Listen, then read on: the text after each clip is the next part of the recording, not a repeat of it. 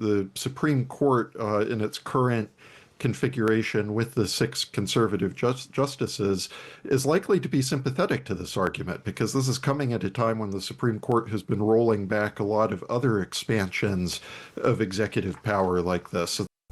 Times Radio Breakfast. California's Governor Gavin Newsom is suing the Trump administration over its tariff policy. The state is the world's fifth largest economy. It stands to lose billions as its tech and agriculture industries are heavily reliant on global trade. It's asking the court to declare the tariffs as void and block their implementation. Here is Gavin Newsom announcing the lawsuit. Today I announced a lawsuit on behalf of the state of California suing the Trump administration. California is the largest manufacturing state in our union, one of the largest trading partners around the globe. No state will be impacted more than the state of California as it relates to the unilateral authority that's being asserted by the Trump administration to impose the largest tax increase in modern American history. Well, let's talk to Joseph Sternberg, editorial board member at the Wall Street Journal. Morning, Joseph.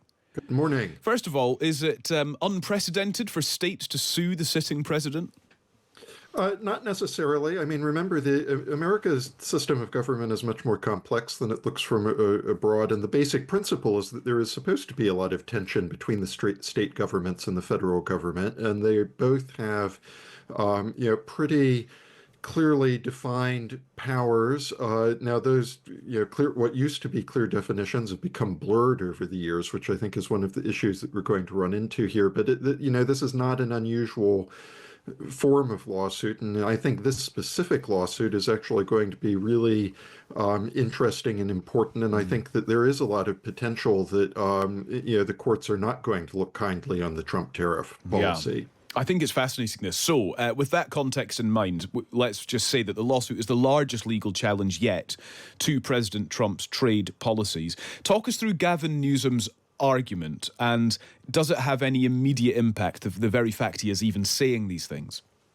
Well, so the key point in America's system is that the Constitution gives Congress the power to levy tariffs along with other taxes. And so what has happened over the years, especially in the later part of the 20th century, in the 1970s, Congress delegated a lot of that power to the president. And so Trump, when he set this tariff policy, referred to one of those 1970s era laws that gives the president emergency powers to impose various trade sanctions on other countries. And so the argument is going to be that what Trump is doing here is defining the concept of an emergency much more broadly than anyone ever has before, and in a way that Congress never intended when they wrote this law that he is claiming gives him the authority to do this. And so, California, the state government, can file a challenge to this. I think that business groups would have an opportunity to file legal challenges if they choose to do so.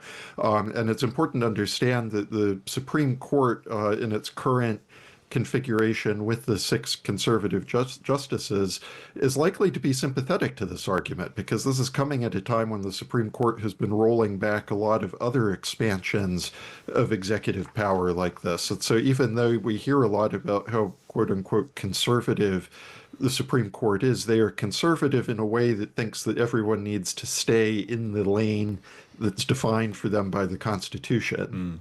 And with that in mind, this has been a debate for as long as the United States of America has existed. What are states' rights versus the federal administration's ability to, I suppose, make law on behalf of the entire nation? And California is a huge example of actually depicting what Donald Trump's kind of problem is and his motivation for introducing tariffs, because Mexico, Canada and China are the state's top three trading partners.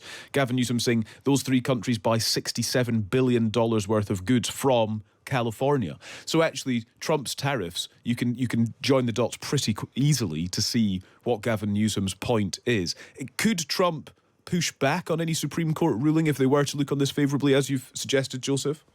Well, I mean, that is going to be a bit of a problem, because Trump is facing an enormous number of legal challenges to many of the executive actions that he's taken since he was inaugurated in January. And there's a lot of uncertainty about how aggressively the administration might try to push back if they get rulings that are unfavorable to them. So, I mean, this is always attention in America. I mean, one thing that I would point out, going back to the point you just made about the states versus the federal government, I mean, no one is arguing here that it is the federal government that gets to decide what the tariff policy is. The legal argument is who in the federal government decides. And so I think that the California's lawsuit and potentially other business suits would say it has to be the Congress, and it has to be Congress specifically because that is where you have representation from all of the states and the many different voters and business groups that would be affected by this. I'm also just so intrigued, Joseph, by the number of fronts that President Trump is having to battle on. And I want to add in Jerome Powell, chair of the Federal Reserve, saying that US economic growth will be hit, prices will rise for consumers as a result of new tariffs on goods entering the country. I mean, there has been turmoil, but this is a real domestic challenge from the chair of the Fed.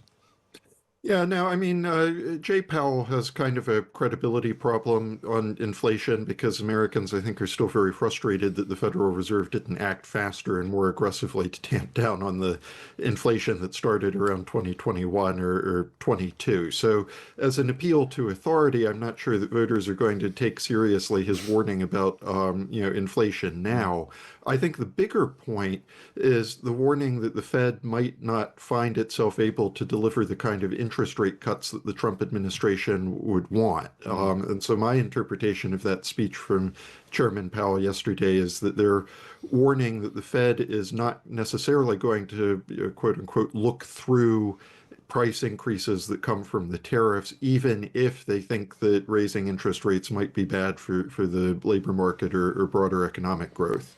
Joseph, great to speak to you. Thank you very much. Thanks for joining us. Joseph Sternberg, editorial board member at the Wall Street Journal. It's right over there. Right behind the resolute desk, whichever desk they charge. Japan, 46%. They would charge us 46%, and much higher for certain items like cars, little items like cars. 46%, we're charging them 24%. India, very, very tough, very, very tough.